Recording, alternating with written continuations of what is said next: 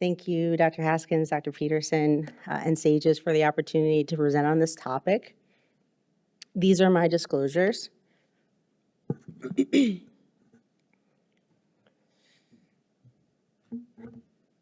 So when thinking about this talk and the focus, I really wanted to kind of narrow it specifically to the operating room because I think a lot of us can kind of wrap our brains and our minds around guiding and pushing trainees during rounds in the sim lab or during formal lectures, but the stakes and the nuances really change so much once we're actually in the OR.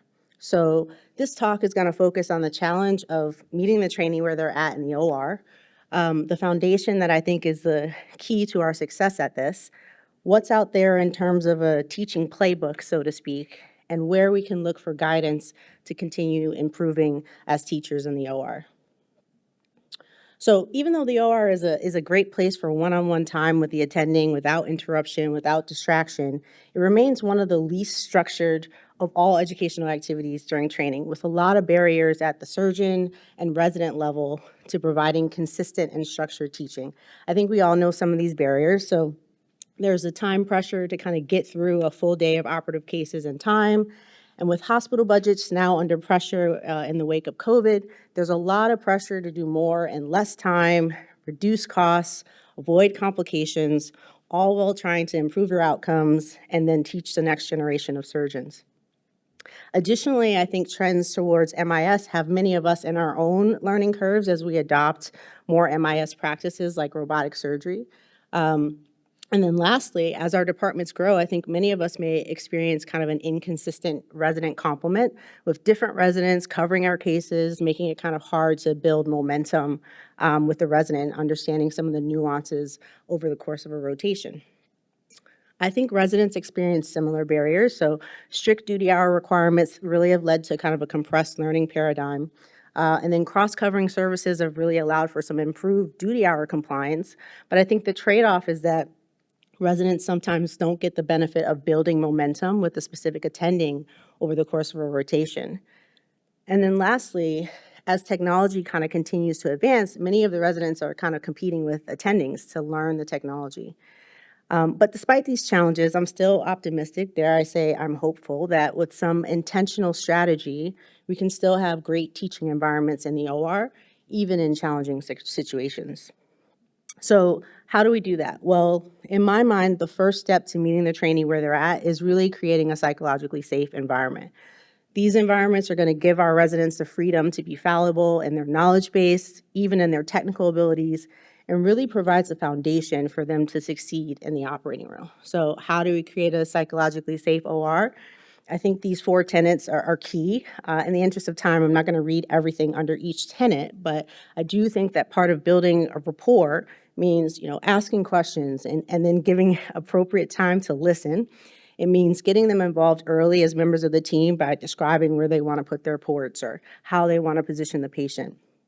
I think part of showing respect involves obviously avoiding intimidation and interruption, using proper names and titles. And then for me, one of the most important things I think aspects of being creating a psychologically safe environment is being vulnerable, right? So share your limitations. Like, you weren't perfect, you weren't always perfect. Share that. What works about your teaching method and what doesn't? I usually ask residents at the end of the case, what did you find confusing about my instruction or my guidance today? And I've actually gotten some pretty good feedback that helps me kind of adjust my approach with that specific learner and then other learners at that level. And then finally, I think this is self-explanatory. You want to set clear but also very specific expectations. And one thing that I had to kind of learn in my own teaching journey is that creating an environment of psychological safety doesn't mean you can't have high expectations. And as you see here in this graphic, high performance in the OR in the setting of high expectations really requires high psychological safety. So if you're going to keep your expectations high in the OR, which you should, it also requires high psychological safety for high performance from our residents. So with psychological safety as our foundation, what's out there in terms of a teaching playbook that we can reliably turn to for insight? And the reason that I use the word playbook is because I definitely think of teaching, I think there's a lot of similarities between what we do and then coaching a sports team. And it would be really hard to imagine some of the most successful coaches in all of college basketball showing up to a practice or showing up to a game without a tactical plan for their players based on their strengths and weaknesses. Now, we're not training elite athletic talent, but we are training elite professionals. And I do think that there's a lot of overlap between what these coaches do and what we do in terms of providing residents with the tools they need to be competent and safe surgeons. So we should absolutely view ourselves as coaches, and we should come to the OR prepared with a teaching strategy or framework to guide our residents. There's a lot of teaching models and frameworks out there. In the interest of time, I really chose to just focus on the two that I saw most commonly in the literature and that aligned with what I do, as well as some helpful questions that I use in my own practice. So the Zweiss model is a conceptual model that kind of consists of 4 levels that describes the amount of guidance provided by faculty to residents. So for the first level, which is show and tell, usually this is for a junior resident, or if it's a complex case, this is for a senior or chief. In this setting, you're doing the majority of the case.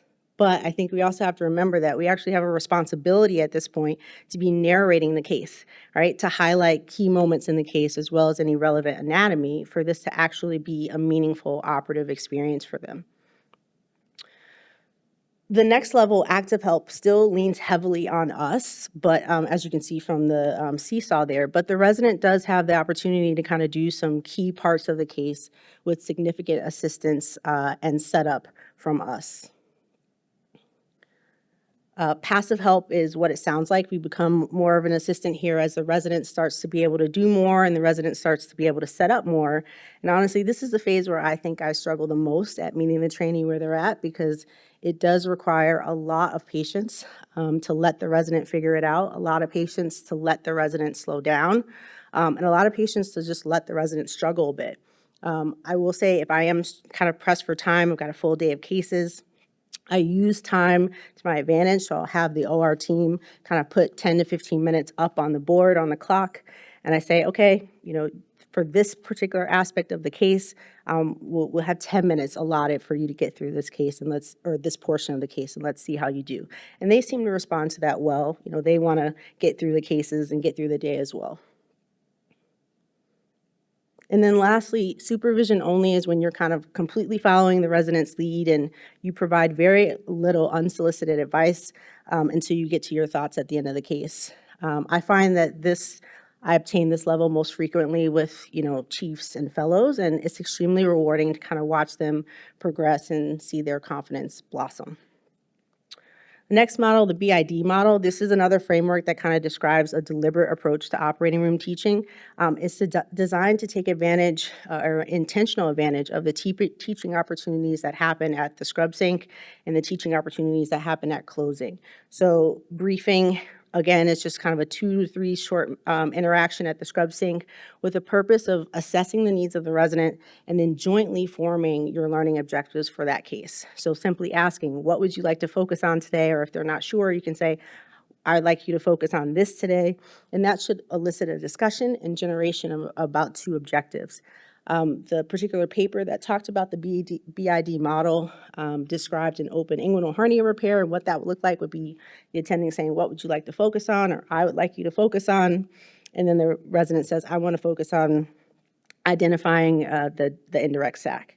So once you have your objectives, you're then in the operating room, right? And the objectives that you set in the briefing really gives you the target for your interoperative teaching.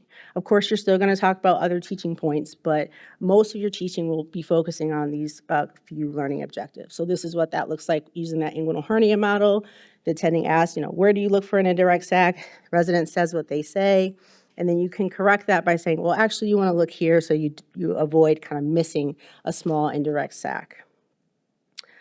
I think the most important part of the BID model that I've really gained the most from is this last section, the debrief. So the debrief is designed to take place during closing. I'm not sure how many of us are actually using closing very intentionally as a formal debriefing before we break scrub to go write our op notes or go talk to the family. But I do think that this is really a critical time for us to reinforce some of these teaching points.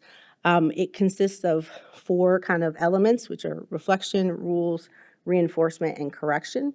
So, using that example, reflection, you want to, ask the resident how they think they did, reflect on that, have them review any rules or principles that are going to be important to correct technique. Then you want to take a moment to kind of reinforce what they did well. And then lastly, correct any things that they did that could lead to trouble the next time. And I find that I'm kind of doing some version of this in the OR myself for my cases, but I do think this framework definitely helps me to be a little bit more organized and intentional with the goal of maximizing what they're taking away for the case, from the case.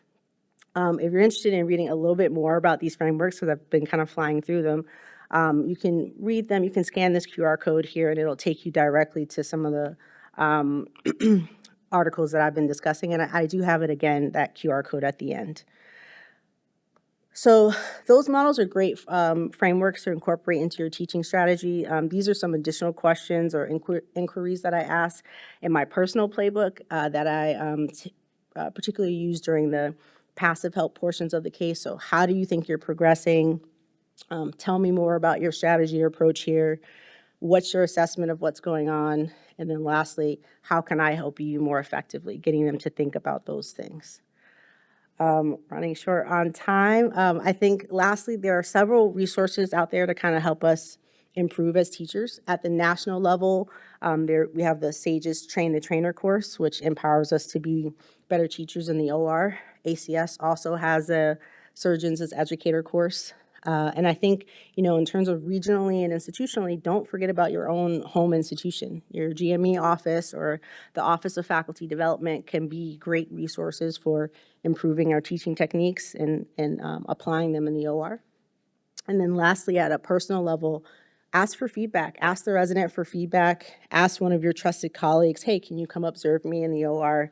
And actually, the Office of Faculty Development may be able to send an impartial observer to your OR, and you can also get some feedback that way as well.